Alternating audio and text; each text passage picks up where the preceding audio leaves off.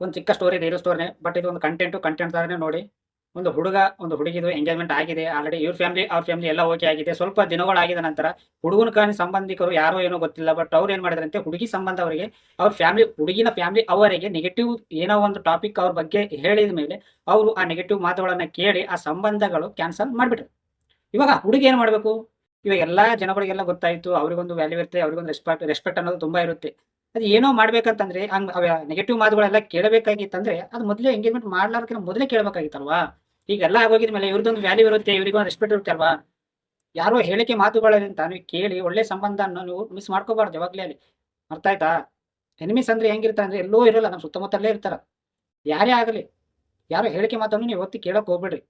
First ನಡವಳಿಕೆ ಅವೆಲ್ಲ ಚೆನ್ನಾಗಿದೆನಾ ಇಲ್ಲ ಫಸ್ಟ್ ಅದು ತಿಳ್ಕೊಳ್ಳಿ. ಹಿಂಗಾಗಿ ಸಂಬಂಧಗಳು ದೂರ ಆಗ್ತಾ ಇದಾವೆ. ಒಬ್ರಿಗೆ ಹಾಳು ಮಾಡ್ಬೇಕಂತ ಇವತ್ತು ಆ ಆಲೋಚನೆನೇ ಇರಬಾರ್ದು ಮನುಷ್ಯನ ಹತ್ರ. ಅರ್ಥ ಆಯ್ತಾ?